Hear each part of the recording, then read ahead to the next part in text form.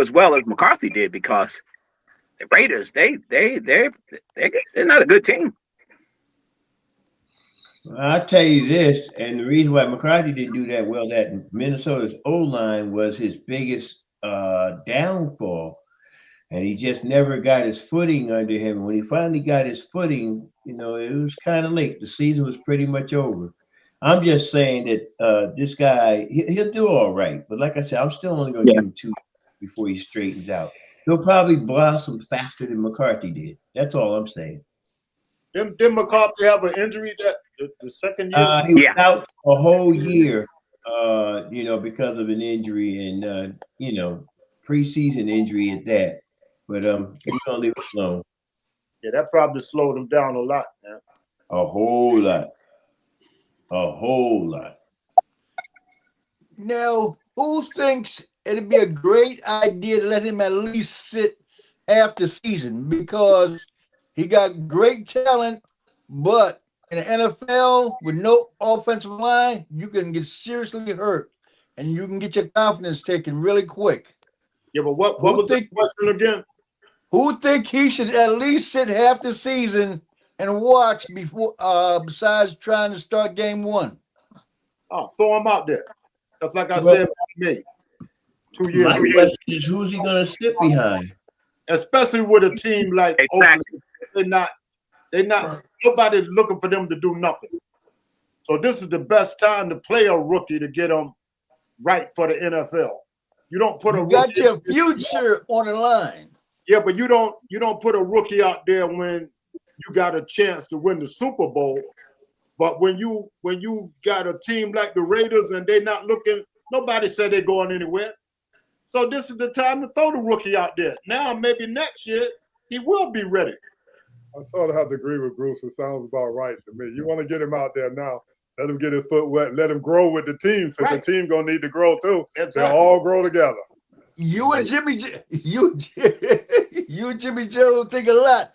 But Jones would say the same thing, but I think it's a very bad idea. But Don, also, but let's say if the team stink, would that make him look any better if the team stink and the team stink? That's all. But it's not gonna make him look good though.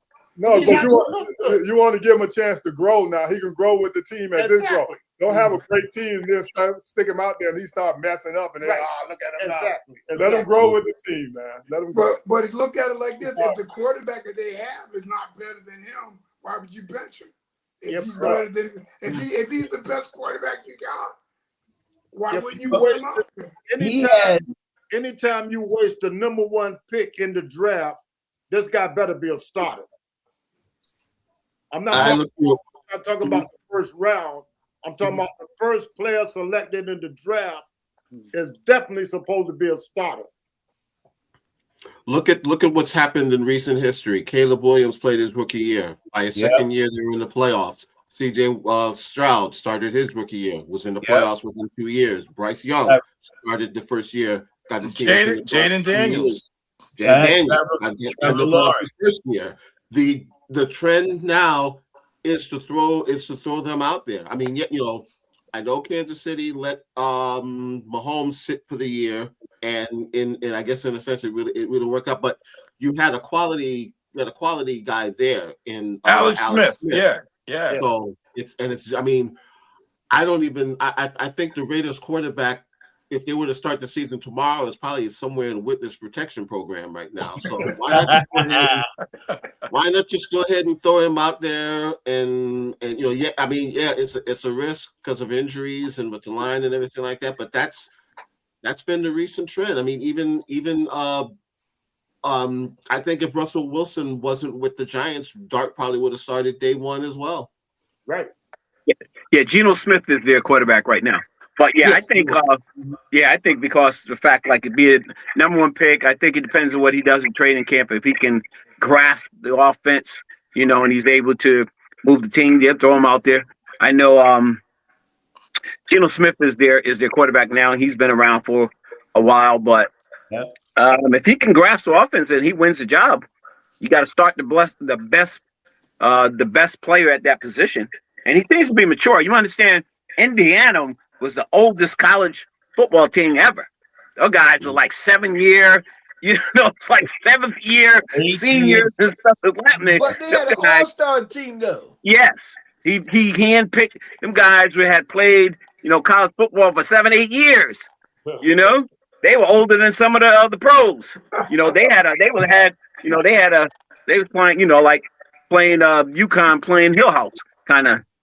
They were old. They had a lot of old players on their team. They still had eligibility, but they had experience. They had an experienced team. It's like in the NCAA when you got the mid-major team, when you got the guys that have been there for 4 or 5 years and they playing Kentucky, those one and out kind of guys. They guys full-grown men out there playing against kids. Right. Yes, there you go. That guy kind of explains it right there. You know what else you want about that? That's why a lot of these records that these people, like they said, that are most points in their career, that's why a lot of the great guys don't have records because they left after 1 year. Mm-hmm. Yeah. Very true. Yeah. What you got, Larry? Okay, the next thing coming out the draft is known to have a lot of edge rushers, linebackers, and receivers. I mean, a ton of receivers. So, would you waste your money trying to get some of these has-been receivers, or would you go invest in the draft? And the same thing with the edge rusher. Everybody looking for edge rushers. You can pay a lot of money trying to get Von Miller and look for past dreams to come back, or would you waste the time and get a good one in the draft? We're gonna start with you, Anthony. Oh, I would definitely. Unless you're trying to sign Pickens or Crosby, I would definitely jump on a draft pick right now. There's not really. To me, those two guys would be game changers if you were lucky enough to sign them or work a trade through them. Like I know Miami just said earlier today that Tua is going to be out there for the trade, but I don't think he's a really difference maker. But develop your team through the draft. If you can get somebody maybe on the cheap. But yeah, if you're gonna do it now, you want to see these teams build. You look at how the Eagles built their team. You look at how Seattle built their team. With other than Darnold, they did it all through the draft and maybe with some decent veterans guys. I mean, Cooper Kupp was their biggest one of their biggest free agent signings, but he had some time. But yeah, you gotta. Yeah, I would definitely do it through the draft. Absolutely. Okay, Bishop. Well, I mean, you can do it through the draft. There's a lot of good edge rushers out there coming out. I mean, believe it or not, some decent cornerbacks, receivers. I mean, I need a receiver that has some experience that can kind of create his own path. And we kind of know who the top 4 or 5 are. But hey, listen, at the end of the day, I mean, it's a coin flip for any team. If you're a team that's already established and has a solid enough unit, both offensively and defensively, yeah, you're going to probably try to get a couple extra pieces. But if you're a team that like the Jets or the Raiders or trying to think who else, those type teams that need everything. And I mean, when I say everything, you can't shop at Walmart, bro. You got to go find some decent players. So, you're going to have to do something. Jets, to me, are going to be a rebuild team. And the Raiders might be on that same borderline. That's my own personal opinion. Okay, Walter T. Yeah, I think it depends on who it is. I mean, which team it is. But yeah, for wide receivers, we've seen that wide receivers out of the draft have done really well. And, the recent years, these wide receivers coming out, they're playing pro ball coming right out. So, yeah, and the edge rushers as well. This is a real heavy edge rusher draft. So teams that need an edge rusher, yeah, I'd rather go for a young edge rusher out of the draft than one of these old guys, unless it's, like Crosby. Other than that, yeah, I would go for the draft. You don't got to pay him that money. You're on a rookie contract. You got 5 years for the development. If not, you cut him and go to draft again. So yeah, I would go with draft. Okay, Kendall. And one thing, there's not a lot of tackles coming out, so you got to get your edge rushers. Yeah, well, one thing good about an edge rusher and a receiver, other than the other one. So the first two picks are going to be probably a quarterback and a safety, some kid named Caleb Downs. But edge rushers usually have one job. So and as fast as you are, they learn a lot of techniques. All they need to do is get to the quarterback or get into the backfield. It's very different from like a cornerback or a safety. They got to read defenses, run backwards, and call coverages out, and that sort of stuff. So I think that, in the past, we had quarterbacks, Heimlich, you got to take that Wonderlic test, running backs, but receivers having to just catch the ball. That's their job.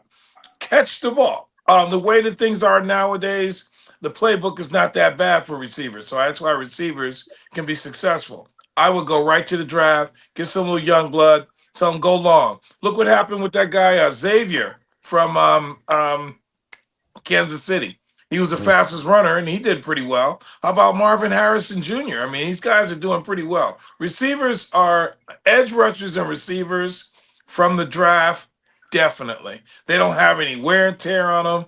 Just tell a little young blood, go get the quarterback, do the best you can. If not, they're going to cause a little havoc.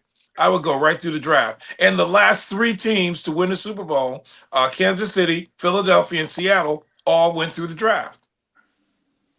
No big time trades with them. Good point. Yeah, as far as because of the rookie contract, you got 5 years. So unless the receiver or the rusher's really a top-notch guy, I would definitely, if a team, I would go with the younger guys because I got 5 years. I can develop cheap and probably add other guys to the team. But if somebody like Pickens or Stephon Diggs, depends on who they are, then you have to look at, well, they're worth the money. But I would definitely go with the rookie contract first because you got 5 years paying them cheap. Okay, let's go to studio. Yeah, that's the way to go with that 5 years. But the only way, if I'm a GM, the only way I would mess with a veteran old time is I just needed the one man to get me over the hump. Other than that, you got to go with the rookie contract, them 5 years, because that's real cheap. And like I was saying last week, most of the time after them 5 years, them GMs let them guys go if they're not super active, you know what I mean? And then they go get another young guy for 5 years. Mm-hmm. That's why a lot of them guys set out in that 4th year, because if they waste that 5 years, they're going to lose a lot of money. Mm-hmm. I actually can't add on to what everybody done already said. You go with the 5 years, money-wise, health-wise, everything. You just go with the 5 years, unless that's a superstar you want. I can't add no more than that. Get you over the hump. Yep. Yeah. Okay, I got 3 quarterbacks that are out there, and tell me which one you think the best chance of getting a starting position. You got Murray. You got Murray. Then you got Malik Willis, and then you got Tua. If I were to take my chances on a quarterback, like a team like Miami, not Miami. Miami getting rid of Tua. Let's say Dallas don't need no team, but even like those upstart team, they ain't got a quarterback and ain't got which way to go. I think Malik got the best option, especially for a place like Pittsburgh. Yep, I agree. Instead of going to the graveyard, you know what I'm saying? Tua's not going to give you nothing, and Murray and Pittsburgh is ridiculous. What you think, Walter T? That's tough. I mean, I would say Tua playing inside a stadium because he can't play in the cold weather. So that the Jets need a quarterback bad, man. They don't got nobody. The Jets need a quarterback. Tua would definitely be an upgrade. I mean, Malik Willis has played good coming off the bench. He's much better than he did when he was a rookie, but he hasn't done it for the whole year. I'd say Murray. I would say Murray to the Jets. That would be my choice. Wow. Now you said Murray to the Jets, and he already complaining. Now he go to the Jets, he be totally frustrated. You asked my opinion. That's what I did. Murray to the Jets. Good, Anthony. You know, with Tua and Murray, they've both missed at least double digits in injuries and or bad play the last few years. Willis may be the best guy just out of default more than anything else. When healthy, Murray, to me, I gotta go with Walt though, in a sense where if they're all healthy, I would probably go with Murray because he's shown flashes. He's shown a little bit more flashes of it. Willis again, he hasn't been handed the keys yet as a starter, and he's only shown the spot. And Tua is one of the biggest teasers in all of pro football because you've seen what he can do, but between the concussions and the inconsistent play, it's a tough go. And plus, you're probably gonna have to take that contract because Miami is looking at if Miami has to release him, they're looking at a $69 million hit on their cap. So if you take him, you're gonna have to come up with some of that cash, or at least meet them halfway. So, yeah, I think it's Malik by default. All right. Okay, go ahead, Kendall. I think it's Kirk Cousins. I don't think either one of them is an option. Kirk Cousins in Atlanta went like 4-0 last year, 7 touchdowns, 2 interceptions. Getting cut by Atlanta on the trade deadline. I think he's the play right there. Neither one of them. Malik Willis hasn't shown me anything yet. And Kyler Murray and Tua, I mean, availability is the best ability unless these guys are really dealing with disability. They're not there. They're not on the field as much. You know, I mean, they're talented. Kyler Murray's fast. He's talented. Came after Baker Mayfield. They have that same sort of game, but once he gets hit, he's out. I mean, pretty much you can just look at him and say, okay, can we get 10 games out of you?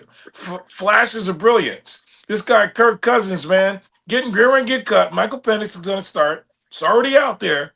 That's the play right there. This guy's been winning everywhere they won. We're gone. He second round pick after with RG3, outplayed him, outcareered him. Kirk Cousins.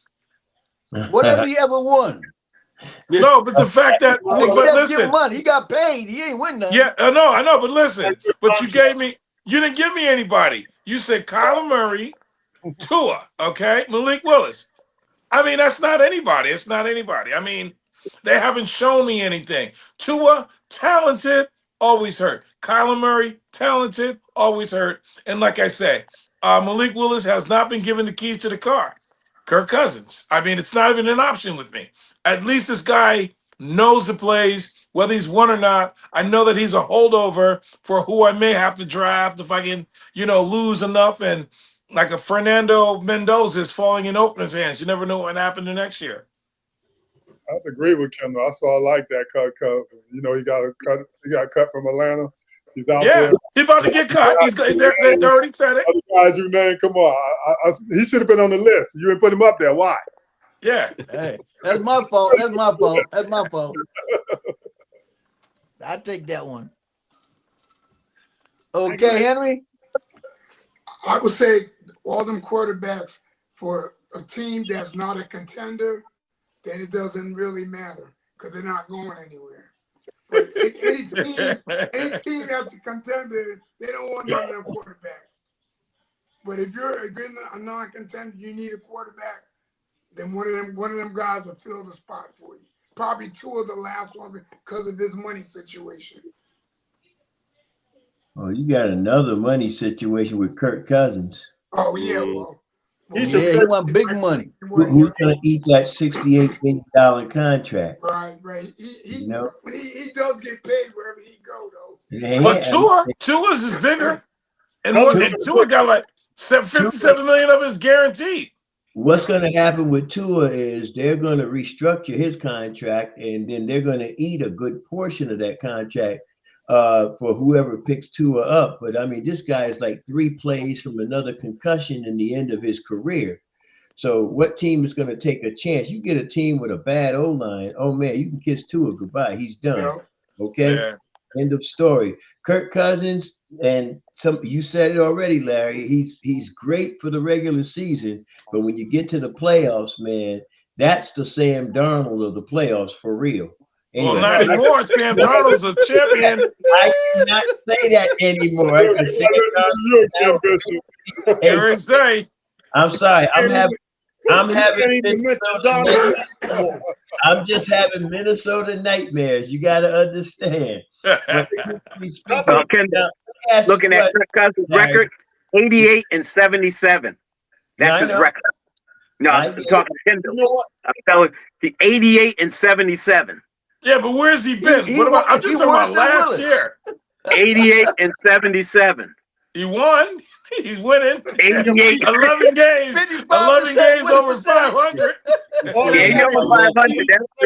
He's over 500. But now listen, let me ask you a question, Larry.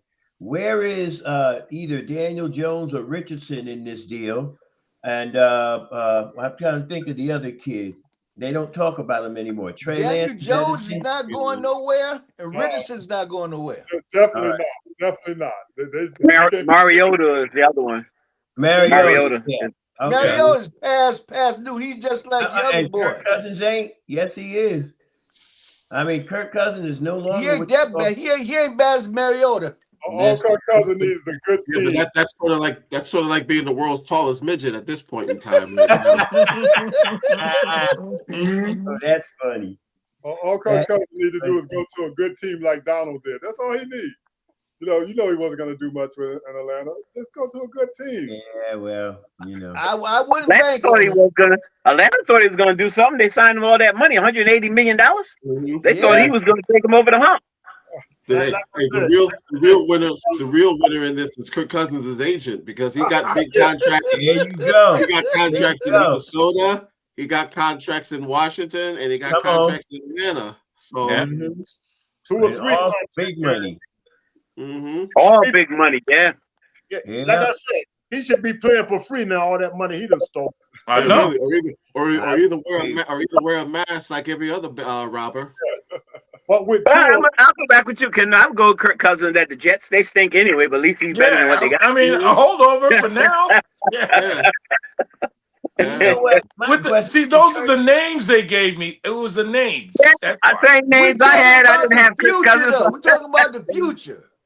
We ain't talking about nightmares. Handle the New York media. That's a good question.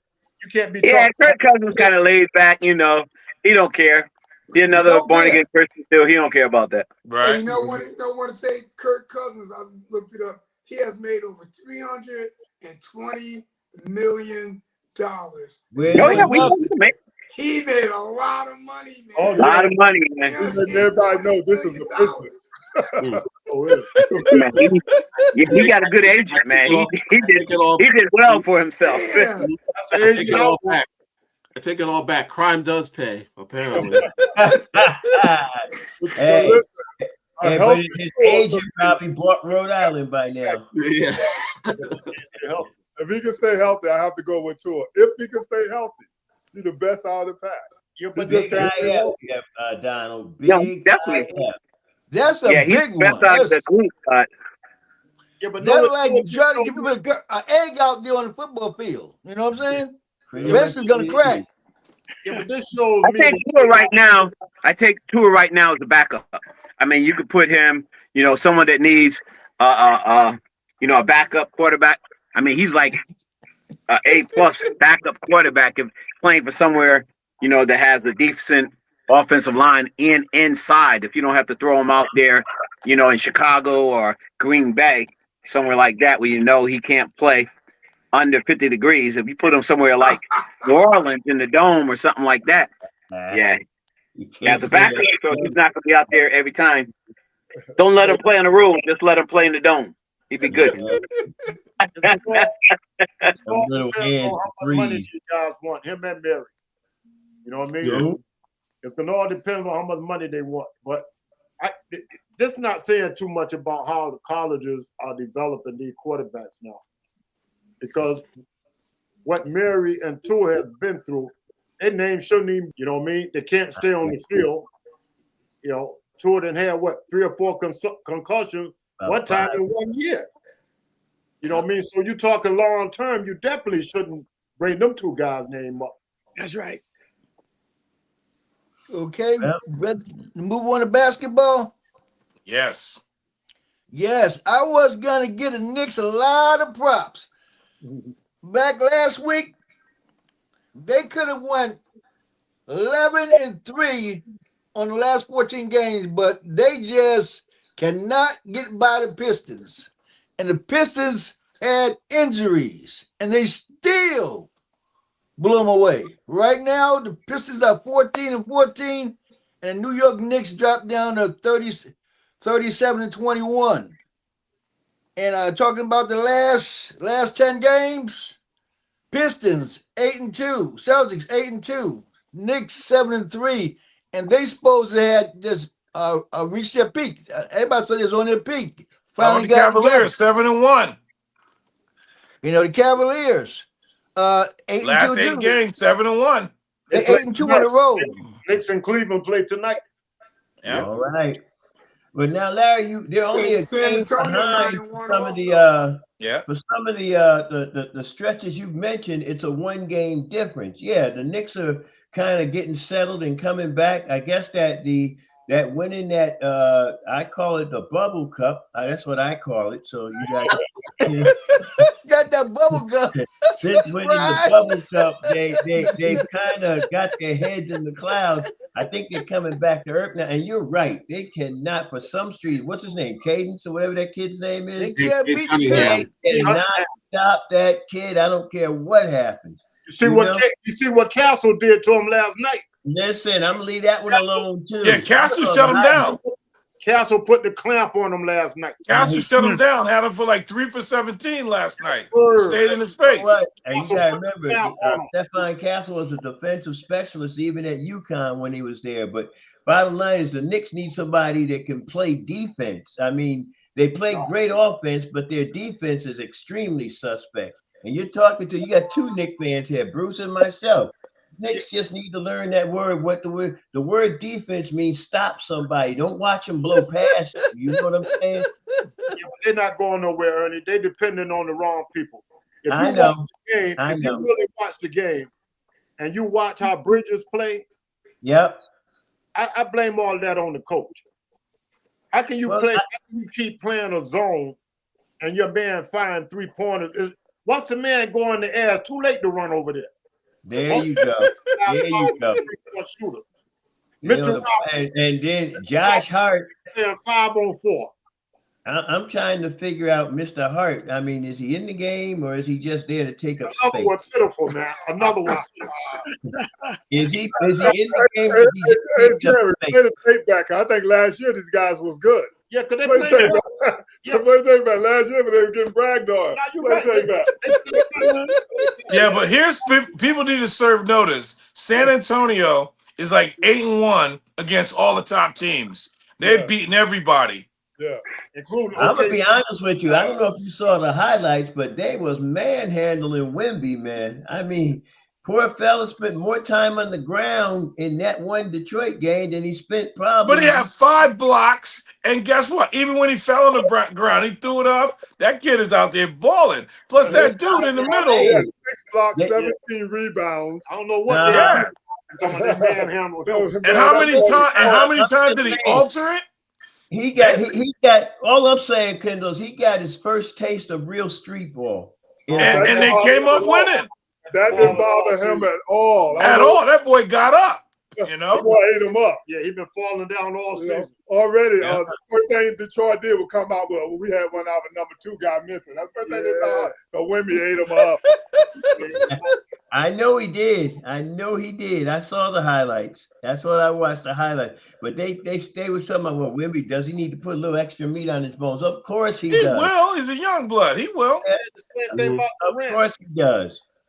Truthfully speaking, he had 100 pounds when he came in. Now he weigh 101. Hey, and that was after a shower. San Antonio within the next week or so he can start doing them burgers and shakes. Yeah, hey man, he in Texas, man. He should be eating barbecue every day. You know, he's young, man. He just came in. Give him a little time. He gonna put on some weight down the road. He's still on those foot fries. Yeah. I know he is. Everybody still doubting Detroit? Nope. Nah. For real? Detroit for real, man. Detroit for real. Detroit for real. I'm still And so is Jaylen Brown in Boston. Jaylen Brown is letting us know that he's a #1 player, period. Was he averaging 29? Yeah. In second place? It's like, I don't need Tatum. It's like what he said. Yeah, yes, sir. Tatum coming back. You can make a real good argument for Missoula being coach of the year, because I don't think anyone thought they would be the second best record in the East. You're right. Missoula or that Detroit coach, bigger staff. Either one. You can't go wrong. You can't go wrong either one. But I think the only reason why I lean toward Missoula is because I don't think people thought them being the second best team, at least not right in the East. We thought they'd be in the mix, but not the second best team. But you know, full disclosure, I thought Detroit was going to beat the Knicks in the first round last year. Same here. Jalen was able to, but I think the probably thing that's more hurtful for most of the Knicks fans this year is that, you know, Cat's taking a step backwards, especially offensively, to me. Because it still comes down to them depending on Brunson, all to more reason. And you know, even though at times Bridges will step up, at times, you know, Hart does it, but you know, Cat, I hate to say this, Cat does some terrible Eddie Curry impersonations way too many times for me. Wow, Eddie Curry. Wow, yeah. I hate to say that. Cat don't play. So what are you really saying, Ed? Between Cat and Bridges, they're rebuilding Madison Square Garden? Is that what you're trying to say? Put it this way: the Bricklayers Union could probably start a new. Real quick. They're using the good bricks too. Yeah. Oh man. Now, I don't know what happened to the Knicks bench. It seemed like they've all gone to sleep, or they're at the concession stand when the game starts. Just not sure what's going on with him. I know, was McBride still hurt, Bruce? Yeah. He's been in and out. But the Knicks are still number 3 in the East. And that's fine, but one game ahead of Cleveland. But a week ago, they said the Knicks was on stride, and all of a sudden they done fell down. They running backwards. They earlier. They done came down to earth from their bubble tournament. So that they done came back to earth now. The bubble tournament era's gone now. You know. Well, they still got a bubble tasted real victory. Well, they did have a great win with the Houston game. That was a good game. Came back and beat Houston, but yeah, I mean, to take to coin Pedro Martinez phrase, right now, Detroit's the Knicks' daddy right now. Yes, sir. Pretty much. Yeah. Yes. Yeah. You say that. Knicks agree with that. They'll probably end up playing Detroit probably in the second round. Yeah. And it won't be nice. Well, you ain't got to tell me. I'll be holding my breath on that one. I have a question. We were looking for the face of the NBA. I mean, could Cade Cunningham be placed in that equation now? No. Not in He's my only he's dominating one team, the Knicks. You gotta, you know, good point. yeah.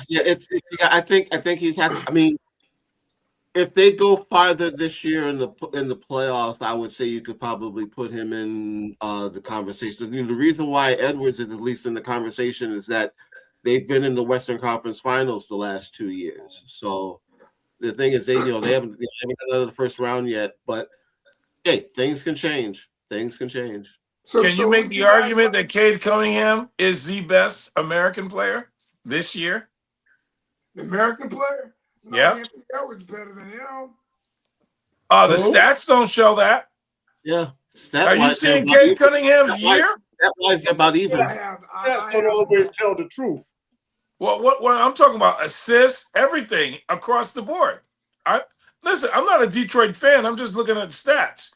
He's looking like the best American player, and he looks like he'll get an MVP vote. If you think about the MVP, SGA's been out. Jokic is having a career year. Going to do another triple-double. Wembanyama is missed a couple games. Cade Cunningham has to be in that conversation, and Jaylen Brown. You got to look over here in the East and say Jaylen Brown, Cade Cunningham. I mean, SGA's been out and they're still winning. Wembanyama's missed some games. Joker's back. He can't miss any more games. If Joker misses one more game, he's not eligible. I mean, Anthony Edwards' name is not really up there in the top 5. Yeah, but Cam the leader now for the MVP because of what you said. Everybody else missed too many games. You know what I mean? They got more to miss and they ineligible. You know what I mean? SGA, he gonna be ineligible. Joker, when he coming back? You know, it don't matter. He didn't miss too many games. It's close. Yeah, the Joker. If he misses one more, he's not he's out. You know, he came back, so he could be eligible. It's gonna be between Cam and coming back after the snow melts. So we will see him till August.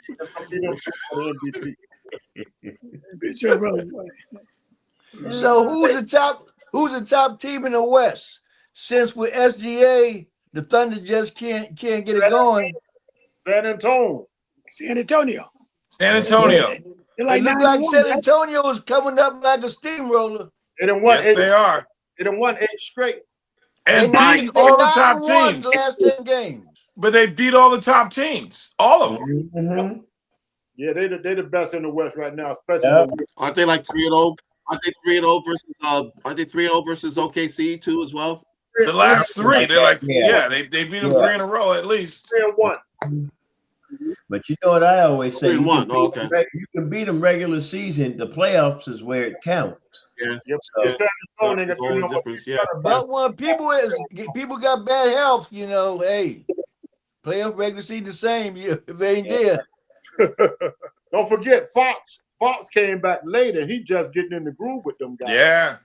You know what I mean? mean? Hey, Castle's a stud. Castle's serious, both sides of the ball. Right. And the boy Vessel, he was out for a couple of games. They shooting guard and he's shooting the lights out now. Yeah. All right. Well, we're gonna have to wait and see. Man, they're gonna be dangerous now. Right now, the best of the West is San Antonio. So, and my question is, who is their nemesis in the playoffs? I don't see anybody. Well, we would love to see them versus Denver, but it's going to be OKC. Him and Chet Holmgren are gonna duel.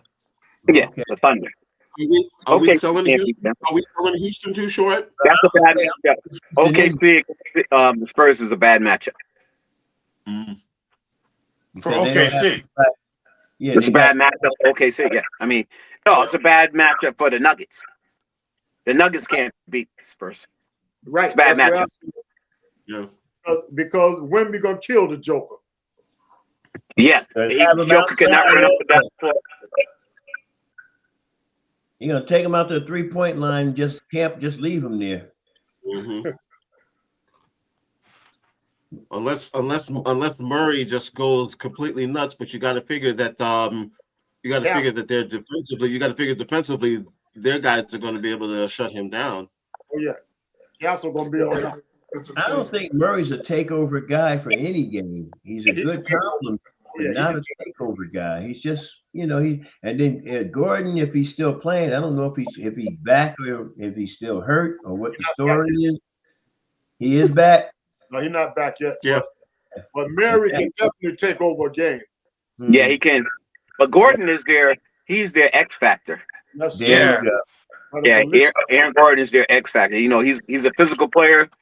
He rebounds. He handles the ball. Yep. He's there. Yeah. Jumper inside, outside. And should have had a slam dunk contest win him against Zach LaVine. He should have won the first one. You talk about Gordon. We said Murray. I was just changing the subject. I was just being, bringing the drama. Jerry says bring the drama. Gordon Jerry being good tonight. I know he's out there. I know he's on that team. Aaron Gordon is playing for Denver. I know he may be out, but he's still there. Yeah, he's a tough man now. He's a tough man. He certainly is. I got a question to ask you guys. I was looking at the sports on TV all day today, and Darren Peterson from Kansas, you say? Yeah. From Kansas. There was a lot of talk about him today, about him playing sick all the time. He losing. Yeah. Sometimes he doesn't want to play, like the Kawhi Leonard. Yep. Right, and you know what? He could be the most talented player in the whole draft. Just some days he doesn't show up. Well, he tells them that he don't feel good and he won't. He'll say it. He'll say it. Not only will he won't show up, sometimes he don't play the whole second half. Nope. And then at the third quarter, he ran by the bench and told the coach, "Get me out of here." So what do you guys think the NBA is looking at this? You guys think he's going to make that? Absolutely. Would you draft him?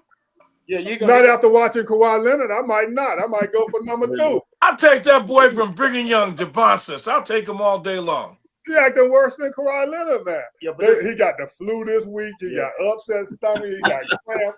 I'm looking at all the stuff that was I'm like, come on now. Yeah, he's definitely supposed to be number 1. And he was the projected number 1 pick and will literally walk out the game. That's crazy. Never heard of anything like that. How can a young kid, young people don't play like that? When you love the game, you want to be out there no matter what. Yeah, this guy's different though, man. Especially when you're on a high-profile team. That's going to be that's going to make more than likely will make some sort of NCAA run or what have you. He's playing himself into the second round at this point in time right now. Yeah, and the way they're going after tanking in the NBA, they don't need that. But you got to blame somebody. Got to mentor the kid though. I mean, somebody in the family, somebody need to step in and say, everybody's been telling them, the coach and everybody all season, they've been telling them. They got no dad and nobody. He ain't listening. Everybody. He like a John Moran. He's not listening. Yep. No, what he said on TV the other day when they interviewed him?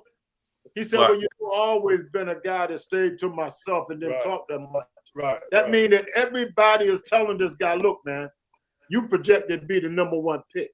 You know how many millions you're going to lose by staying back? And people will say, yeah, I'm going to take them. Just so people are looking. He also hurt himself in college because he was doomed to make a lot more money. Oh, yeah. And they cut his money back because of how he acted. Right. Yeah. So is the medical staff saying that he's the medical staff? He his own medical staff. He tells him what he's gonna do. He said, I'm not playing today, coach. I got stomach cramp. Yeah. I'm not playing today, coach. I feel like I got the flu. Yeah. Third quarter, take me out the game, coach. I don't feel too good. Right. That's the kind of stuff he's doing. Yeah, it ain't nothing to do with injuries. I think what he's doing, Henry, he's scared that he's gonna get hurt and not go to the NBA. Oh, okay. But that's it definitely could be that. But you know what? That kid White is gonna kind of put him on notice because I mean I watched the Houston Kansas game yesterday, I believe it was. Mm-hmm. Keep your eye on that kid White. That dude, and I don't know if it was just that one game where he's been doing it for a minute, but they got about 9 freshmen, man. I know first round. You got to remember, Darren came in like 10 minutes of that game, scored 14 points, and they won. Oh, he bad. Keep that in mind, too. He got the talent. You know who else had? Illinois has a freshman. This kid is a phenom. I mean, whoever matches up with Illinois in the NCAA tournament first round, this kid's going up the deep end, and I got them going to the Elite Eight. Okay, at least that far with that kid. And then UConn has that kid Mullins, who does the same exact thing, but Mullins is the problem with Mullins is, you know, you look at him and all of a sudden he's got a hurt fingernail and he's got to stay out for a game or two. That's the only issue with him. I mean, he's soft. He's a good shooter. They call him Mr. Basketball because he played in Indiana, won a championship for his high school. But the problem is he's soft. Hit him hard enough and you probably get him to stop shooting. March Madness is going to be great, man. Just around the corner. Awesome. Now, if you don't mind, I know Larry's missing, so let me just say that when you look at the top 15 teams right there, I mean, Duke should not be number one. Unfortunately, they are because of Arizona and Michigan losses. Iowa State, why they're number 4, it's beyond me. Houston should be number 4. UConn should be number 6 is good for them. They could be number 5, but Duke should not be number 1. I'm sorry. That's getting that off a reputation. That's a reputation ranking as far as I'm concerned. That's the problem right there. Duke is a good team, not a great team, just a good team. So, you know, and I mean, they play in the ACC. They beat Arizona. Who that they just beat this week? They beat Michigan. They beat Michigan. Michigan was number 1. Michigan was number 1. It's number 3. No, Michigan was number 1. No, at the time, Arizona was number 1. Michigan was number 2. Arizona lost a week ago. Michigan was number 1. Michigan was number 1 going into this week. Plus the fact we've had, I think, like 6 number 1s this year. So that's another reason why it's so wide open. Yeah, I'm not sure how. Number 1. Thing about college, you can lose one and get knocked down by 5 or 6 too. That's right.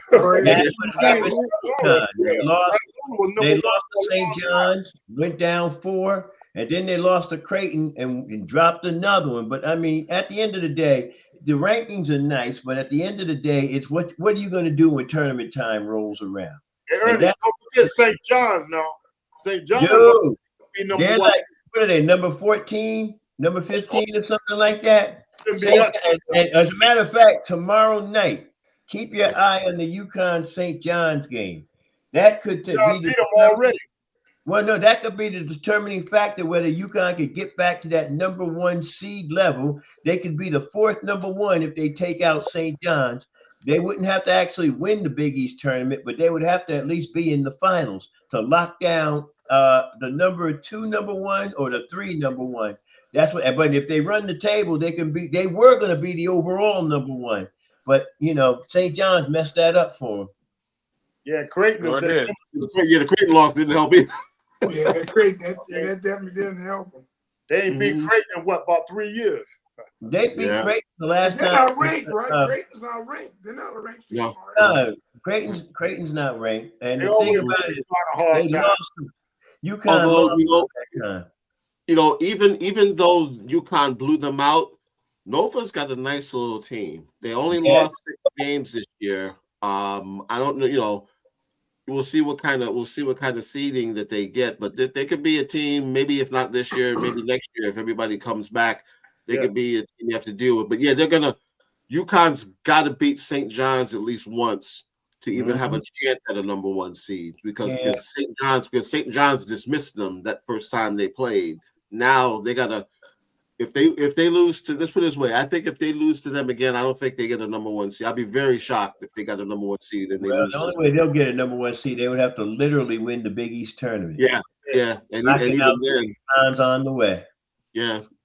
But I mean, you know, and we're only about 2 weeks away from March Madness kicking off, and I'm looking at some of these strength of schedules, man. I mean, how is Iowa State still the number 4 team? They have not moved. Who are they playing? Well, they probably Wichita State's about as good as it gets for them. They're in the Big 12, right? They're in the Big 12, I think. For now, because the way they change these conferences, Yeah, they probably playing Nebraska, Wyoming. Yeah, that's who they play. Nebraska, Wyoming. You know, hey, Henry, they playing the children of the corn. Yeah. But it's taking a minute. But you know, it's going to be and the year. And keep your eye on. I said it before. Keep your eye on some of these mid majors, man. They are going to make some huge noise. I would not be shocked if a mid major wins the NCAA tournament this year. I would Miami not. of Ohio. Listen, and you took the words right out of my mouth. They're playing like they are a D1, but they're playing like a true blue blood D1 school, man. I mean, they're doing their thing, man, you know. But anyway, that's enough out of me with the college basketball thing, because I mean, I'm just trying to keep my head above water here. You know, I'll get to the $1 million babies later in the season, but right now I want to work with these babies. Don't be talking about LeBron James like that. Yeah, well, not just LeBron, a lot of them. LeBron, he's a billionaire. He's in the billionaire club. Yeah, don't put LeBron James. LeBron's the $1 billion baby, not the million. Yeah. Hey, listen, I got a question for you guys, man. Pat Riley got a statue.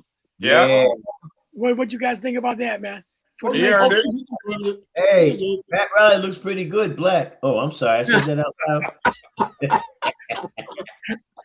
Yeah, he deserves it. He deserves it. I mean, you know, hey, it's part of that Showtime. You know, it's part of that Showtime thing. But also, Pat Riley's the only person in LA history to win what he got as a player. Remember, he won with Chamberlain and West. He won as an assistant under Westhead and 4 as a head coach. He deserves it. He should be right there. Yeah, he the right one to be in front of them players. He's got one as a GM too, don't he? With Miami. He got 3 in Miami, so he has 9 altogether. As a GM. Yeah. President. Better than Phil Jackson, that's for sure. Before he was a GM, you know. Is that better than Phil Jackson? You said, Walt? Absolutely. Really? Really? Yeah. Talk about that every night all the time. I don't like Pat Riley's better than Phil Jackson. You know why? Because Phil Jackson had the players and he was stuck on that triangle. That's why he stunk when he went to New York, because he wanted to play that triangle. And when he lost all his players, they couldn't even go in the playoffs. Pat Riley went from Showtime to the Knicks and went to the bump and grind offense. He was able to adapt. Phil Jackson couldn't do that. And he coached at Miami and got them to the final too. Yeah, went to Miami too. Mm-hmm. Once Phil Jackson lost all his top players, he couldn't do nothing. See, Pat Riley was a great motivator. He was. He really was. He was a better motivator than he was a coach. But Walt, didn't Pat Riley have great players too, though? Sure, he did. Yeah. What I said was he was able to adapt.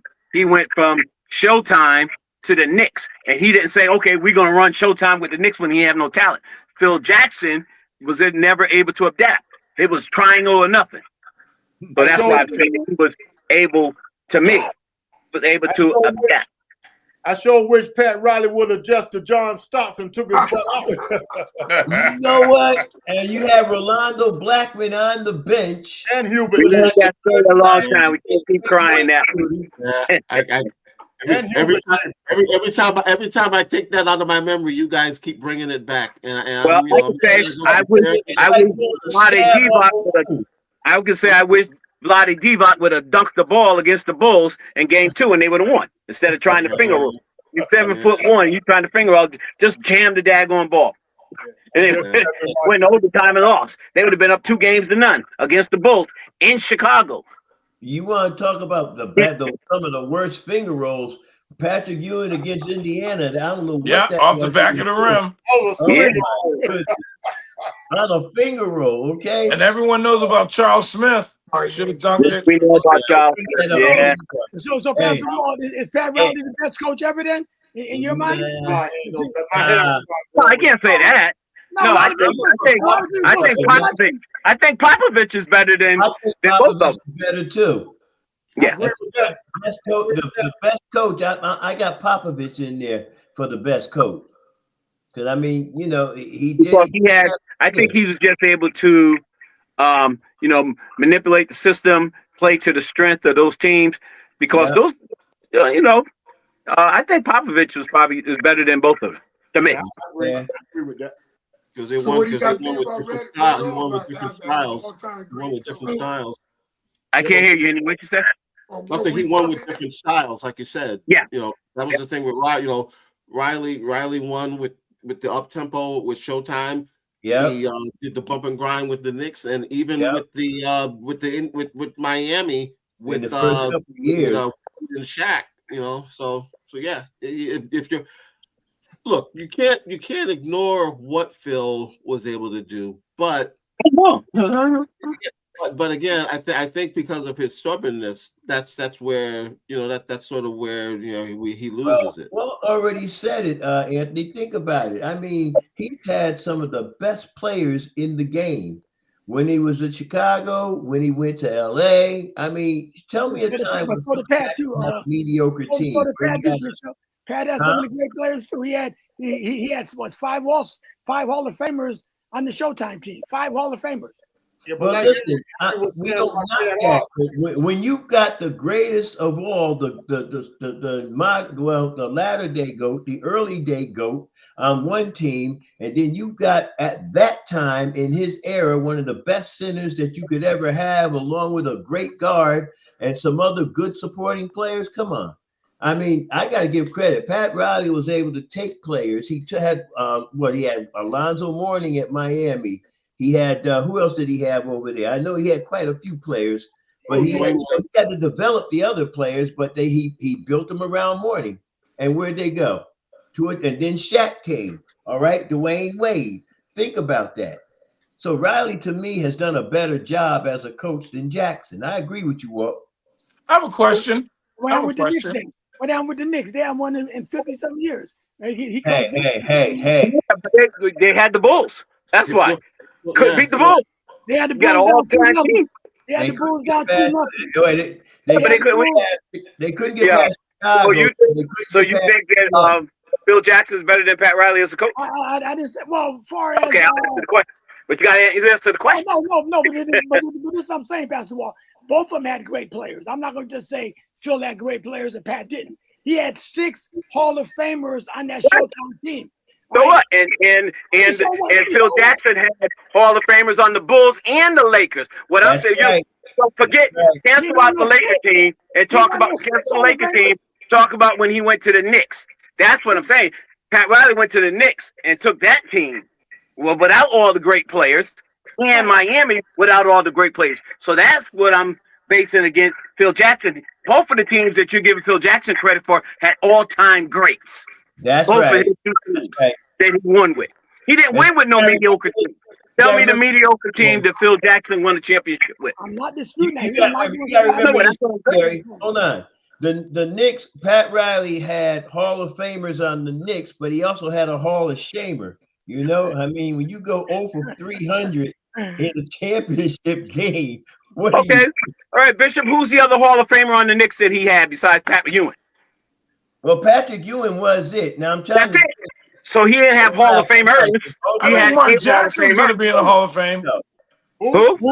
Yeah, but Rick Pitino had him. Rick Pitino had Mark Jackson on the Knicks. Yeah, Rick Pitino had Mark Jackson for sure. So he had one Hall of Famer. Yeah, one.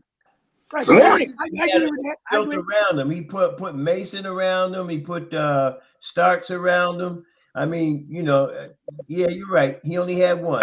Has anybody coached more Hall of Famers than Pat Riley from the Lakers to the Miami Heat? Because he did have Chris Bosh and he made it in there. Dwayne Wade's in there. LeBron James going to be in there. He did have Magic, Kareem. He had them all. Worthy. He didn't coach LeBron and Dwayne Wade. Yeah. That's right. That's right. That's right. Spoelstra had them. Yeah, Dwayne Wade. Yeah, Dwayne Wade. And he won. He won. Yeah, Wade and Shaq, right? And Shaq. And Alonzo Mourning. He fired the coach that year they won the championship when he fired Jeff Van Gundy. Yeah, that was the 2006. Yeah. And he was Gary Payton on that team too. He coached what? Beat Dallas. They beat Dallas. Hey, so let me ask you guys a quick question before we close out. So, as talking about coaches, I want to go way back. Red Auerbach. I'm not a Boston fan. I'm not a Boston Celtics fan. But now, he won 8 championships in a row as a head coach. Yeah. Plus, as being the general manager to put the team together, he won another 8. Now, how many Hall of Famers he had? That's right. He had more. He had the best players in the league. Right. Come on now. That's what I was going to. But all I was going to bring up was look at the players that he had. But also. But what I want to ask you guys: did he do what he was supposed to do with his Hall of Fame players? Yes, he did. So Yeah. You can't. So now, if they didn't do what they were supposed to do, because I mean they beat Jerry West and Elder Bell like 9 times. Yeah.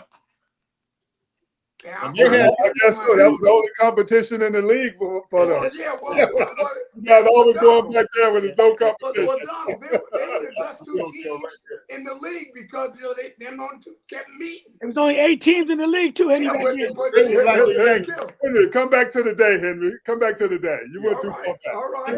Thank you. They had everybody. You give Arbeck his due. You give Arbeck his due because of historical and everything like that. But yeah, I mean, it's a completely different game when Arbeck won his 8 in a row, as opposed to when the Lakers dominated in the 80s, even in the Celtics. It's a different game now. So again, give him his due because 8 in a row. You can't poo-poo that, but you always have to look at the eras. And I don't know if this way. Yes, there were less teams. There were talented teams, but it's a little bit more of a grind now. Yeah. They play more games now. Absolutely. It's more of a grind because once you got by the first round back in the day there, you were pretty much set for the finals because you were always. I mean, look, the thing with them was they always eliminated Wilt in the East, and then they would always eliminate West and Baylor in the West. So it was a little bit. And again, I don't say it to take it away, but you have to put it in the context. Even if you look at the Miami team that beat Dallas, they went. They probably had a little tougher go. Even the Bulls, that last run by the Bulls when they won the second three-peat, that was probably a tougher road that they had as well. Right, I agree. No, and I'm not gonna say you're wrong about Pat Riley because Pat is a great coach, and I think Popovich was a better coach than both of them guys as well. But but Phil, he had Shaq and Kobe, and he had Michael and Scotty and Dennis Rodman. He had Hall of Famers too, and that makes a big difference, man. When you got Hall of Famers on your team, man. Come on. Definitely does. We know that. I agree. No, just like Eric Spoelstra. When the 4 years he had LeBron James and Dwayne Wade and Chris Bosh, he went to 4 straight finals. Okay, he went to 2 more after them guys. He just didn't win because he didn't have LeBron. But the fact that when he had them players, he went to the finals 4 straight years. And probably if LeBron would have stayed, they might would have won another 2 years. That's 6. I got a question for you, Jerry. I know you're a Bulls fan. Do you think that I know Michael retired, but do you think that Orlando with Shaq and Penny and Horace Grant would have beat the Bulls team that next year if Michael didn't retire? I think they would. You were talking about in 98? Remember when which what was it, Shaq with Shaq and what's my man that missed the field goal missed the foul shot and never was in. And again, Nick Anderson. He shot after that. And I think if they would have played the next year, I think they would beat the Bulls. But remember somewhat that year. None about that year they beat Percy Hawkins. No, they had Horace Grant that was on that team that came from the Bulls. Right. Yeah. I know. That's what I'm saying.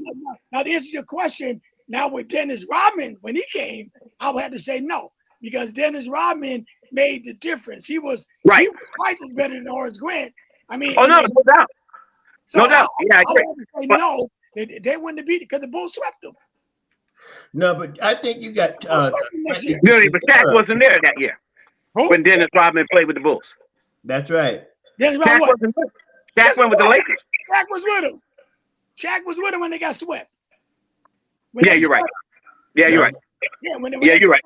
Because remember, because the Bulls swept in the following year because they got swept by the Rockets the year before, and they got swept by the Bulls the next year.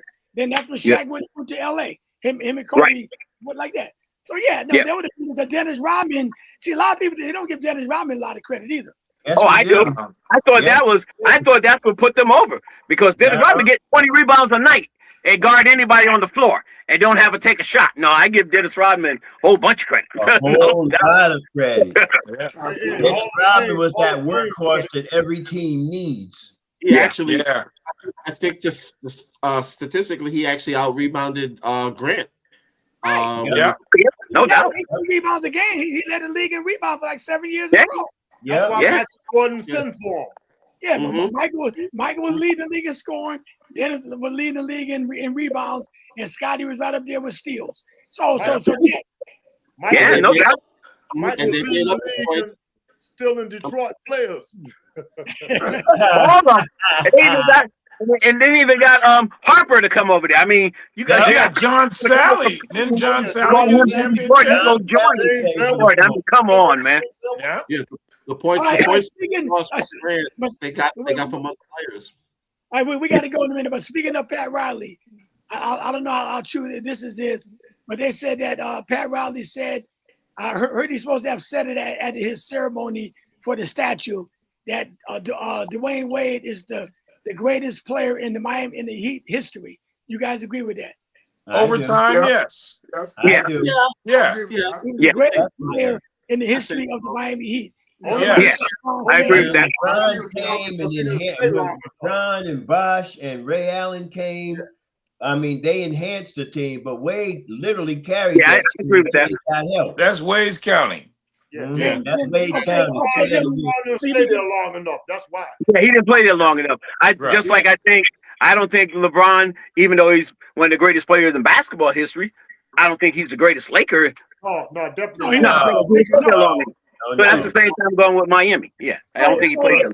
So you guys telling me because he was there longer than LeBron, because LeBron was there for 4 years, and Dwayne Wade was there for like maybe 12, because he went to Chicago. He went to Chicago, then he went to Cleveland, then he came back. Okay? But he won a championship there without LeBron. Make that comparison. Hold on. If you're gonna make that comparison, you got to go back when Wade had next to nobody to work with, and how he managed and carried the team. Yeah, Lonzo Mourning. No, well, then he gets some help. And then Lonzo Mourning. And I got a lot of love and respect for LeBron James, but to me, he's a great basketball player, but he's also the greatest floater. So I'm gonna leave that alone. That's just my opinion. All right. So in that case, then I'm gonna close with this. Then you can close out the prayer, Bishop. And then Kobe, I'll play. He played longer than Magic did. Kobe's there for 20 years and won 5 rings. A repeat and a back-to-back, and you guys say Magic is the best. So I'll close with that one. The man, I do. The man had Magic is the best. Magic is the greatest Laker of all time, my opinion. To me, my opinion. In my opinion. We all have an opinion, and Magic is the greatest Laker of all time, in my opinion. The Magic ever go 3-peat. But I said my opinion. I understand. I heard you. There you go. That's your question. Magic ever go 3-peat. I would put Kobe in front of Jabbar. Huh? I got Magic, Jabbar, then Kobe. There you go. No doubt. That's my. I would go the same way. Jerry West. I'm with that. Jerry West. I am definitely with that. And you agree with that? As far as with you see right ahead of what we're saying. They said Magic, Jabbar, and then Kobe.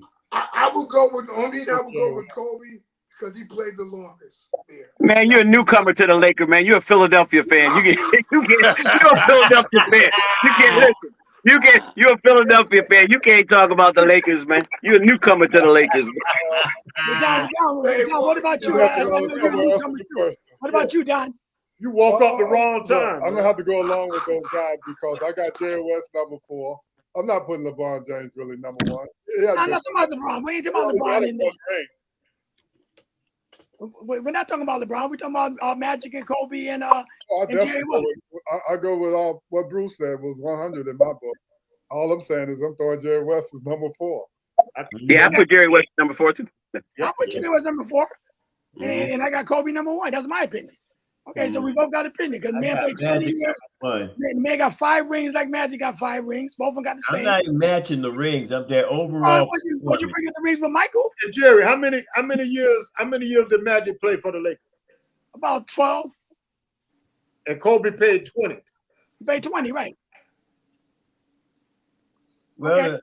think about it. The only reason why Magic had such a short career, he got sick. Yeah, I'm not gonna bring that up, but yeah, he did. He got sick. He got sick, and I will say this, and I think again when you look in our history, there is no Kobe if you don't have a Magic. There you go. I think Magic set the bar, and then Kobe followed it. Okay, you mean for the Lakers? Yes. Yeah, for the Lakers, yeah. For the Lakers. And for the league, for the league too. Well, it wasn't with Dr. J. It wouldn't be nothing. Yeah, that's but we're talking about the Lakers. No, Dr. J is a whole other thing here. They keep trying to make an argument for the best dunker of all times. Leave it alone. Dr. J laid the blueprint for the dunk. So just don't even go there. Okay. A lot of people got like Vince Carter. Hey, ask Michael Cooper. He is the all-time poster boy for the dunk of the century. We should close out the prayer tonight, bro. All right. Father, we thank you for this time that you've allowed us to come together and to even talk about sport. But God, how can we talk about sport without talking about you? We live, move, and have our being because of all that you do in our individual lives. As we prepare to leave this line, but never your presence, we need you to continue to talk to us. Let us walk with you. Lead us, guide us, guard us, govern us, protect us as we move forward. Now unto him who's able to do exceedingly abundantly above all we could ask or think, to the only wise God be glory, majesty, dominion, and power, both now, henceforth, and forevermore. Let the great men of God and WJRG say amen. Amen, gentlemen. All right, you guys. We were talking about yesterday, Jerry. Huh? This is what we talking about, the connection, man. This is that connection, man. Yeah, connection. There you go. Like a fellowship and connect, talk about the things of God, man, and have fun in sports. So this is what it's all about. That's all about having fun. All right, you guys. Guys, have a great night. Stay out of trouble. And